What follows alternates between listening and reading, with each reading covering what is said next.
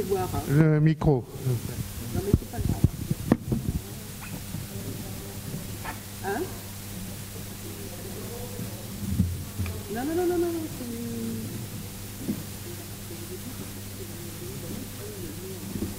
il met le contraire, il met le mode présentateur là et le mode... Hein? Et comment tu fais? Tiens, viens le faire comme ça. La technique est convenue, alors.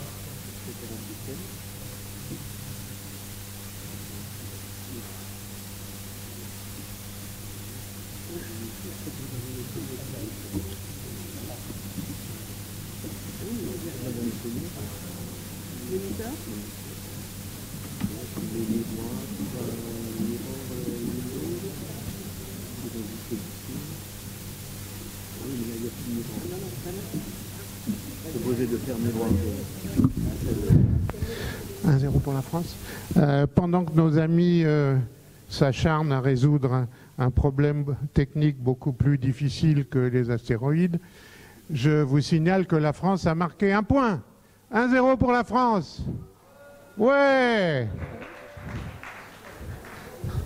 Et ce n'est pas une fake news, hein? Voilà, d'accord. Bon, sinon, vous l'avez mis sur mon PC sans ça, non? Oui, je l'ai sur votre PC, on va faire comme ça. Oui, parce que sinon, il faut jouer sur affichage. Vous savez, 2 affichages. Oui, ça marche pas? Je cherchais la miroir. Je sens mes Rassembler les fenêtres? Bon, enfin, on a de la chance, il ne fait pas trop chaud dans l'amphi, hein. Je vous signale qu'il fait plus de 30 degrés dehors. Donc on a beaucoup de chance. Il faudra quand même partir vers 6 heures, hein. Vous ne pouvez pas passer la nuit ici. Ça ne marche pas? Bon, on va le mettre, il est sur le mien, on va le mettre sur le mien. Non? Oui, mais alors après, on a fait le mode vidéo, maintenant comment on fait? Il faut soit aller à la on va remettre comme c'était. Oui. Et non, ça fait pareil. Bon, écoute, on va... Ah, on a un spécialiste. Ah, voilà, on a fait appel à supporters. Alors attendez, on a un spécialiste. On ne s'y met pas tous, s'il vous plaît, sinon on n'a aucune chance d'y arriver. Ça va, vous tenez le choc?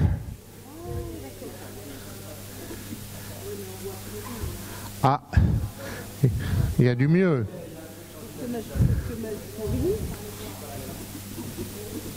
Il y a du mieux. Ah, bah bravo. Bravo.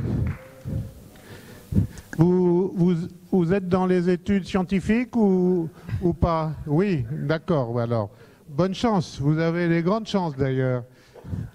Bon, Brigitte Sandas, c'est à vous. Oui, donc bonjour à tous. Donc effectivement, je vais vous parler un petit peu de ces fragments d'astéroïdes que sont les météorites qu'on retrouve au sol.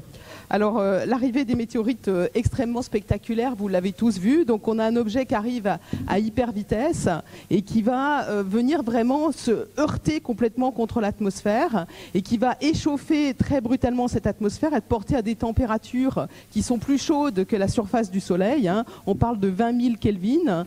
Et donc l'objet va s'échauffer et aussi va venir se fracasser littéralement contre l'atmosphère. Et c'est ce qu'on voit sur cet extrait de la vidéo que je vous montre ici. Ce qu'on voit, c'est que cette espèce d'énorme déflagration, en fait, ça correspond au fait que l'objet se fragmente et va se casser en centaines, voire en milliers de fragments. L'essentiel de l'objet va même être détruit dans ce phénomène, parce que là, je vous montre à nouveau le phénomène de Chelyabinsk, dont il a déjà été abondamment question aujourd'hui. Il faut quand même imaginer que l'objet de Chelyabinsk, c'était à peu près de la taille d'un immeuble, 17 mètres de diamètre, 10 000 tonnes, et au sol, on en a retrouvé à peu près 1 tonne. Tout le reste a été volatilisé dans l'atmosphère, arraché par le plasma qui entourait l'objet, et ça va venir se recondenser, se déposer à peu près sur toute la surface du sol, mais de la Terre. Mais au sol, on a retrouvé finalement un énorme bloc de 500 kg, dont on a vu en photo tout à l'heure, et puis quelques centaines d'objets de la taille à peu près d'un point,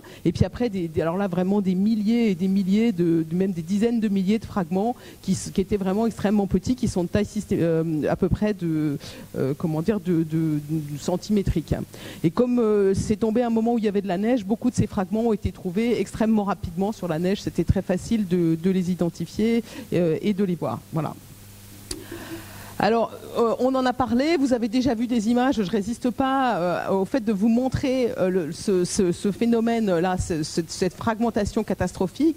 Il y a une grosse partie de l'énergie cinétique de l'objet qui va être libérée brutalement, et ça va faire vraiment une onde de choc qui va se propager vers le sol, mais finalement beaucoup plus lentement que l'objet lui-même. Donc l'objet se déplace à peu près 70 000 km/h, schématiquement, et l'explosion, c'est un son, ça va aller à peu près 10 fois moins vite. C'est pour ça qu'elle arrive exactement la même chose que quand on a le tonnerre qui arrive après l'éclair.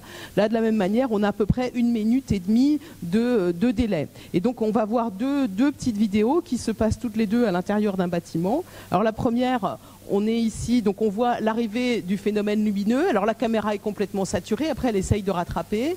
Et puis la vidéo est coupée, mais vous allez voir l'explosion arriver. Regardez le personnage ici, voilà. Donc les gens sont vraiment jetés par terre, littéralement. Ils ne savent pas ce qui leur arrive. Et eux ne savent pas ce qui leur arrive, mais alors le pire, c'est quand même ceux-ci qui sont à l'intérieur d'un bâtiment. Ils n'ont aucune idée de ce qui s'est passé dehors et ils sortent du bâtiment quand l'explosion arrive. Alors c'est très impressionnant. Bon, alors c'est pas une porte ultra solide quand même, hein, mais il y a quand même eu des murs qui ont été soufflés. Ils ont pris la porte. Alors je vous rassure, j'ai vu cette vidéo dans un congrès sur les météorites et je suis allée poser la question. J'ai dit mais il y a eu des blessés. Alors pas sur cette porte-là. Il y a eu effectivement des blessés. Ça a été dit tout à l'heure par Daniel. À peu près 1 millier de blessés qui ont pris des éclats de verre dans la figure. Il s'agit quand même d'un événement absolument fou. La moitié des vitres de la ville de Tcheliabinsk ont été soufflées. Et là on est dans le théâtre de Tcheliabinsk le lendemain de l'événement. C'est une photo que j'ai prise sur Wikipédia. Moi je la trouve très chouette. Vous voyez le verre par terre et vous voyez la tête de la femme de ménage. On voit bien, elle ne sait pas par où elle va commencer. Elle n'a aucune idée de l'endroit où elle va commencer. Voilà. Et donc ensuite, on a retrouvé au sol ces fragments de météorites dont certains sont incrustés dans la neige. Ici, c'est une assez jolie photo. Donc le monsieur a ramassé un petit bloc de neige. Il y a une météorite qui est vraiment littéralement sertie dessus. Donc un objet qui a été extrêmement échauffé par sa traversée de l'atmosphère. Je vous ai dit que l'objet s'est fragmenté en milliers de fragments. Chacun de ces fragments va être entouré de ce qu'on appelle une croûte de fusion. Donc c'est vraiment l'échauffement par le plasma de la surface de l'objet qui est lissé, qui est abrasé petit à petit. Donc on a cette surface noire, cette espèce de croûte noire qui est complètement caractéristique. Donc l'objet est noir en surface. Il a des surfaces généralement assez planes avec des angles émoussés parce que cette traversée de l'atmosphère le lisse. Et puis l'intérieur de l'objet est plus clair. Donc ça c'est totalement caractéristique de l'aspect d'une météorite qui vient de tomber. Donc là elles sont extrêmement faciles à reconnaître. On va revenir là-dessus après parce que je vais vous parler de la recherche de météorites sur le terrain. Donc savoir qu'une météorite qui vient de tomber est facile à reconnaître, c'est quelque chose qui est évidemment très important. Alors Daniel a fait allusion à ça, moi je vous montre ça sous forme d'un diagramme, c'est tout à fait équivalent de ce qu'il vous a montré tout à l'heure. Donc ce qu'on regarde ici, c'est le nombre d'objets qui tombent par an en fonction de la taille de l'impacteur. Alors en gros, il tombe à peu près 10 000 objets qui sont de taille centimétrique qui arrivent dans la haute atmosphère. La plupart d'entre eux ne sont que des étoiles filantes, c'est-à-dire ils vont se désintégrer dans l'atmosphère. C'est tout à fait le même phénomène que ce qu'on a vu dans Tcheliabinsk, simplement à une échelle beaucoup plus petite. Donc la plupart de ces objets n'atteignent pas le sol sous forme entière. À peu près un objet d'1 mètre qui peut lâcher une météorite tous les ans. Et puis après, plus les objets sont gros, heureusement pour nous, moins ils sont fréquents. Donc c'est tout à fait les chiffres que Daniel vous a donnés tout à l'heure. Oui, heureusement pour nous, avec donc un objet de la taille de Tcheliabinsk, typiquement tous les 100 ans à peu près. Un objet de la taille de la Tunguska, c'est plutôt tous les 1000 ans, heureusement pour nous. Donc l'objet qui nous rassemble aujourd'hui, évidemment, puisque cet objet est tombé il y a exactement 110 ans. Et puis quand les objets sont plus gros, ils vont pratiquement très peu voir l'atmosphère, qui va les freiner quand même un petit peu, mais ils vont à peine la voir. Et donc ils vont atteindre le sol entier, pour la plupart d'entre eux. Et à ce moment-là, cette énergie cinétique gigantesque qu'ils véhiculent va être libérée en atteignant le sol. Et donc ils vont faire ce qu'on appelle un cratère d'impact. C'est là qu'on va avoir une immense cavité qui n'est pas le trou fait par la météorite, mais qui est bien le trou fait par l'énergie apportée par le bolide. Et c'est ça qui est vraiment quelque chose qui est extrêmement important. Typiquement, la cavité fait à peu près 20 fois le diamètre de l'objet, et les cratères sont circulaires parce qu'il s'agit bien d'une explosion, c'est-à-dire une libération extrêmement brutale d'énergie qui ressemble tout à fait à l'explosion d'une bombe thermonucléaire. Et d'ailleurs, les gens qui étudient les phases, les réactions qui se passent à la périphérie des explosions de bombes thermonucléaires sont les mêmes que ceux qui étudient les cratères d'impact, parce qu'on a bien à faire aux mêmes phases de haute pression formées dans des chocs, dans ces réactions qui se produisent au voisinage des cratères. Alors Daniel a aussi évoqué cela, l'échelle des dégâts, typiquement un objet de taille métrique, ça peut faire des dégâts à l'échelle d'une maison, et plus les objets sont gros, plus ils vont pouvoir faire des dégâts à une échelle importante. Et typiquement les objets de taille kilométrique, ou plutôt kilométrique, ou plurikilométrique, dizaines de kilomètres, peuvent faire des dégâts à l'échelle de la planète. Alors, quand un objet donc est gros, alors typiquement, là, ici, on va parler de l'objet qui est à l'origine du météore cratère. Il était à peu près de la même taille que celui de la Tunguska, parce que ce diagramme ici ne tient pas compte de la masse des objets. Dans le cas du météore cratère, il s'agissait d'une météorite, d'un objet qui était en fer, d'un noyau d'astéroïde, donc 3 fois plus dense que celui de la Tunguska. Donc, ça va apporter une masse et une énergie 3 fois supérieure. Donc, c'est pour ça que les deux sont un petit peu décalés. Donc, ici, on a une photo du météore cratère dans l'Arizona. Et donc ce cratère fait 1,2 km de diamètre, et l'objet qui l'a engendré n'est pas plus grand que quelque chose comme ça, vraiment au centre. C'est vraiment bien donc la cavité qui est soufflée par l'objet. Alors pourquoi on s'intéresse à ça? Les cratères, en fait, c'est la fin de la genèse des cratères, c'est la fin de la construction de la Terre. Parce que la Terre, évidemment, est faite de matériaux extraterrestres, si je puis dire. La Terre a petit à petit nettoyé son orbite des objets qui venaient la croiser, et elle a grossi comme ça. Et c'est ce qu'on appelle le phénomène d'accrétion au moment de la genèse du système solaire. Là, on a une collision constructive, c'est-à-dire qu'on va avoir 2 astéroïdes de taille à peu près, il y en a un qui est plus petit que l'autre, qui vont rentrer en collision, et les deux vont s'agréger pour faire un objet plus gros. Et c'est comme ça que la Terre s'est construite et a petit à petit nettoyé son orbite. Donc à l'heure actuelle, ce que nous recevons sous forme de météorites, c'est simplement la fin de ce processus où il y a encore des petits corps qui, en particulier au moment de collision, sont partis, ou bien d'autres phénomènes dynamiques qui vont intervenir dans le système solaire, qui font qu'il y a des objets qui peuvent venir croiser la Terre et nous impacter. Mais tout ça, c'est quand même un continuum de phénomènes. Il s'agit bien du même style de phénomène.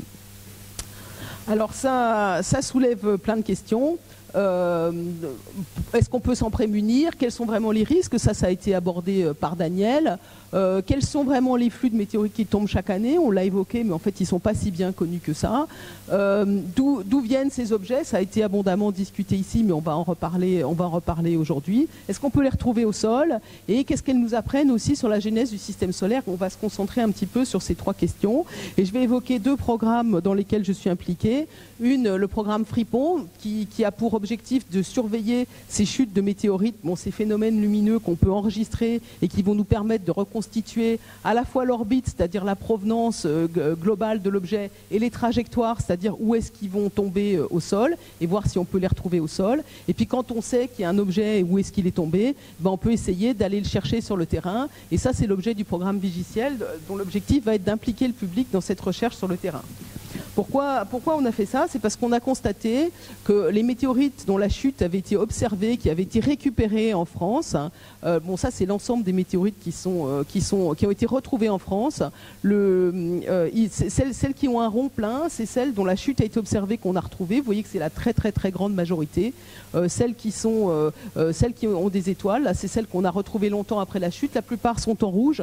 Ça veut dire que ce sont des météorites de fer. Donc quand on a un bloc de 400-500 kilos d'une météorite météorite de fer qu'on retrouve au sol, d'abord ça subsiste très bien, et puis on va le trouver parce que c'est vraiment une roche qui est très étonnante.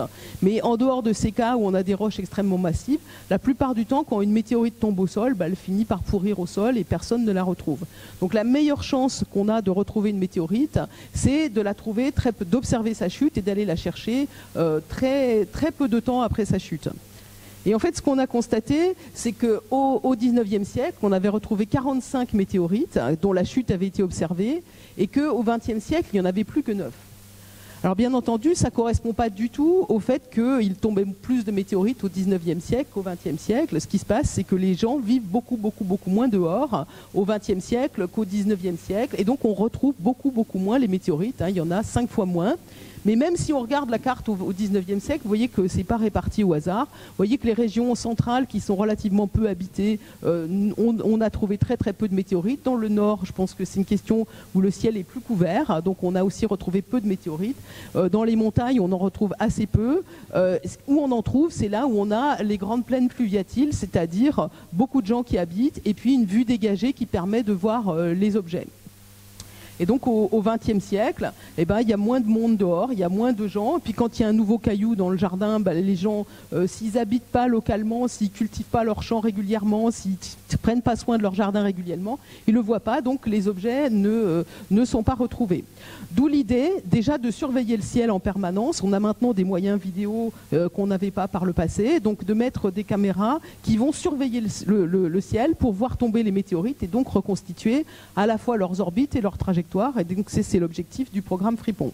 Alors là, il est détaillé un petit peu plus. Donc qu'est-ce qu'on voit? L'objet déjà, vous avez vu le phénomène lumineux. Le phénomène lumineux, il s'allume à peu près à 100 km d'altitude parce qu'avant, l'atmosphère n'est pas suffisamment dense pour être suffisamment comprimée, suffisamment échauffée pour que le bolide s'allume. Et le bolide va continuer à briller jusqu'à... il est petit à petit décéléré par l'atmosphère et il va briller jusqu'à une altitude qui est typiquement entre 30 et 20 km d'altitude. Il va continuer à briller et sa trajectoire va s'incurver vers le sol et puis il va terminer sa trajectoire dans le noir, c'est la partie qu'on appelle le vol sombre, en étant là à ce moment-là soumis au déport par le vent. Et ce déport par le vent peut être extrêmement important puisqu'il peut faire jusqu'à une dizaine de kilomètres au sol. Pour une météorite qui a été retrouvée en Californie, il y a quelques années, on a calculé la trajectoire et on a vu qu'il y avait à peu près 10 km de distance entre l'endroit où on a trouvé les objets et l'endroit où on aurait prédit qu'ils allaient tomber si on n'avait pas tenu compte du vent. Il est donc très important, quand on va essayer de calculer, d'observer cette trajectoire et de la calculer pour la reconstituer donc vers l'arrière et vers l'avant, de tenir compte du vent. Et pour ça, il faut travailler bien sûr avec Météo France pour pouvoir savoir quels sont les vents, quelles sont leurs directions, leur vitesse au moment où l'objet tombe. Et donc évidemment, il y a des problèmes de datation extrêmement précises pour avoir quelque chose dans le temps. Alors ce genre de réseau, nous, dans la construction du réseau Fripon, je vais vous montrer un petit peu plus de choses sur Fripon tout à l'heure, on a tiré avantage du fait que maintenant il y a des caméras vidéo, de vidéosurveillance qui ne coûtent pas très cher, qui sont assez faciles à utiliser, mais par le passé, il y avait des gens qui avaient déjà installé ce genre de réseau avec moins de caméras parce que justement elles coûtaient très cher et c'était plutôt des appareils photo qu'on utilisait, mais ça a quand même permis de reconstituer un certain nombre de trajectoires et de manière pas surprenante, toutes ces trajectoires qu'on a reconstitué. Alors cette vue elle est un petit peu ancienne, mais évidemment tous ces objets passent par la ceinture principale des astéroïdes. Donc ça a été une confirmation du fait que la plupart des météorites qui tombent sur la Terre sont effectivement originaires des astéroïdes. Alors la caméra, la voilà, c'est celle qui est actuellement sur le toit de l'Observatoire de Paris et qui surveille le ciel. Et puis de caméras comme ça, on en a installé, le projet au départ c'était d'en installer une centaine en France, elles sont pratiquement toutes opérationnelles maintenant. Et même le réseau a commencé à diffuser en Europe, il y a à peu près 150 caméras qui sont installées à l'heure actuelle et qui surveillent le ciel en permanence, ce qui nous permet donc d'observer des objets. Alors à l'heure actuelle, on a un certain nombre de trajectoires qui sont calculées. On n'a pas eu encore de cas vraiment complètement favorables qui nous permettent de dire on y va, on va chercher les objets. Ce n'est pas tout à fait vrai. On a fait deux recherches sur le terrain, j'en parlerai un petit peu après. Donc faire le lien entre les astéroïdes et les météorites par la surveillance, donc c'est ce qu'on essaye de faire avec le réseau Fripon, mais les météorites elles-mêmes nous parlent et nous donnent des informations. Et ce qu'on peut faire, c'est comparer le spectre de la lumière du Soleil réfléchi par une météorite avec des spectres soit de minéraux individuels, hein, ici on a un certain nombre de minéraux dont on a mesuré en laboratoire le spectre, et puis on peut comparer ça au spectre de certains astéroïdes, et puis on peut comparer aussi des poudres de météorites au spectre de certains astéroïdes, et ça va nous permettre d'établir des correspondances. Et pour la plupart des familles de météorites maintenant, on a un type d'astéroïdes dont ils proviennent. On a parlé tout à l'heure des météorites qui sont issues de l'astéroïde Vesta. C'est grâce à ces études spectrales qu'on est capable de les identifier. Pour les chondrites ordinaires, qui sont les chutes les plus abondantes, il y a longtemps eu une polémique, parce que vous voyez, le spectre, il y a bien des bosses, il y a bien des raies au même endroit, ici et là, mais la forme globale du spectre n'est pas la même que celle-là. Et ça correspond au fait qu'à la surface de l'astéroïde, il y a des petits impacts, il y a le bombardement par les particules cosmiques, et il y a ce qu'on appelle un vieillissement de la surface. Donc pour avoir vraiment, ça a été longtemps un très gros débat, savoir s'il y avait vraiment un lien entre ces chondrites ordinaires et ces astéroïdes S. Et ce débat a été résolu récemment grâce aux missions spatiales, grâce à la mission Hayabusa dont il a donc déjà été question ici, où on a là pour le coup rapporté des échantillons, on a bien montré qu'ils étaient bien identiques à une chondrite ordinaire. Ça a permis de mettre fin à ce débat. Mais donc vous voyez, faire la correspondance entre un spectre astéroïdal et celui d'un type de météorite, c'est pas forcément quelque chose qui est complètement simple, mais c'est quand même quelque chose qu'on s'efforce de faire, et c'est une des manières de faire le lien et de démontrer que les météorites... 5 minutes. Ouais, que les météorites sont bien issues d'astéroïdes. Enfin, ce qui est intéressant, c'est de voir qu'à peu près les 2/3 de la ceinture des astéroïdes sont constitués d'objets qui, pour le moment, n'ont pas donné sur Terre de météorites, en tout cas pas de roches entières. Tous ces objets-là, qui représentent la masse essentielle de la ceinture des astéroïdes, ne sont pas représentés dans nos collections de météorites. J'ai une bonne nouvelle quand même, elles sont représentées dans nos collections de micrométéorites pour la plupart d'entre elles. Donc il semblerait que ces objets sont beaucoup plus friables, beaucoup plus fragiles, ne traversent pas bien l'atmosphère, ou même ne traversent pas bien l'espace interplanétaire, et arrivent plutôt sous forme de petites poussières. Alors, à quoi ça nous sert d'étudier ces astéroïdes? Eh ben, ça nous permet de reconstituer, on a ici une vue schématique de l'histoire du système solaire depuis l'effondrement sur lui-même de la nébuleuse solaire et la formation des planétésimes et la formation finale du système solaire. Eh ben, ces astéroïdes, finalement, ce sont les restes de cette genèse des planétésimes que l'on peut étudier directement et qui vont nous renseigner sur la genèse du système solaire.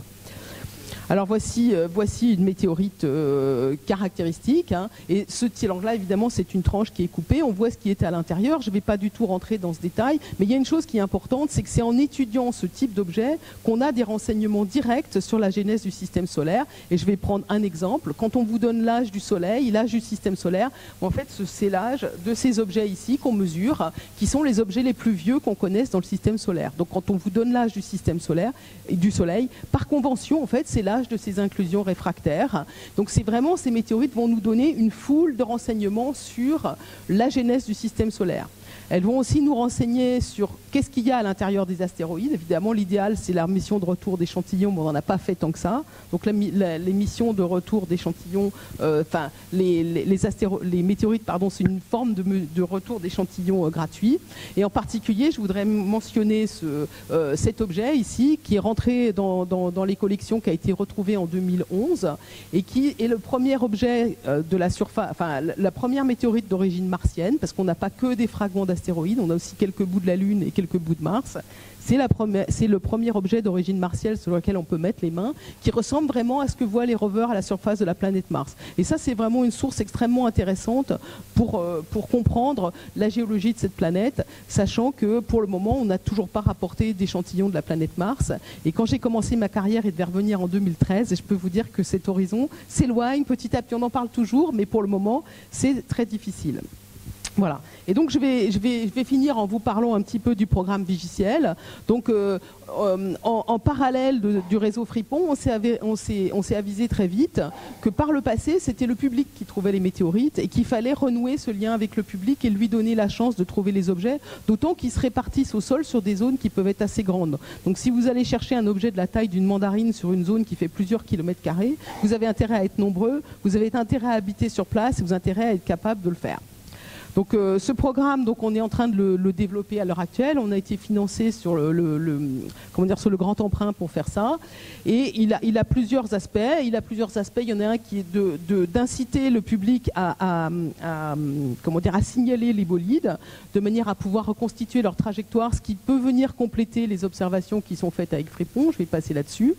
On a mené déjà avec le public, avec des amateurs éclairés, des premières recherches sur le terrain. Ça, c'est un bolide qui était tombé en août 2016, qu'on est allé chercher en région de Roanne. Un autre à côté de Chambord. Alors pour le moment, le programme, il est vraiment pas totalement opérationnel. Il en est à son stade de développement. Donc ça consiste à distribuer des tracts, et puis ça consiste donc à aller sur le terrain, et puis là c'est un groupe d'amateurs en fait qui ont des détecteurs de métaux et qui cherchent sur le terrain. Voilà, je vais m'arrêter là en vous invitant à suivre le projet Vigiciel, et puis je vais vous montrer quand même pendant qu'on termine une petite vidéo si j'arrive à aller jusque là. Bon, non, ça fait rien, je vais pas y arriver. Voilà, c'est une petite vidéo, c'est une simulation qu'on a faite sur le terrain de gens qui sont en train de chercher. On les a entraînés, on leur a appris à reconnaître des météorites, et puis on les a lâchés sur un terrain. On avait mis une vingtaine de météorites qu'ils ont toutes retrouvées en l'espace de quelques heures. Ils étaient 80. Ils marchaient très vite, c'est décourageux. Merci. Alors, on vous a parlé précédemment de missions qui devaient aller vers des astéroïdes et ramener des échantillons. Il se trouve qu'on a une astronome du LESIA avec nous, Antonella Barucci, qui travaille sur ces deux missions et qui va nous en parler. Alors, entre-temps, oui, on me dit dans l'oreillette, oui, le match de football, c'est 1-1 maintenant.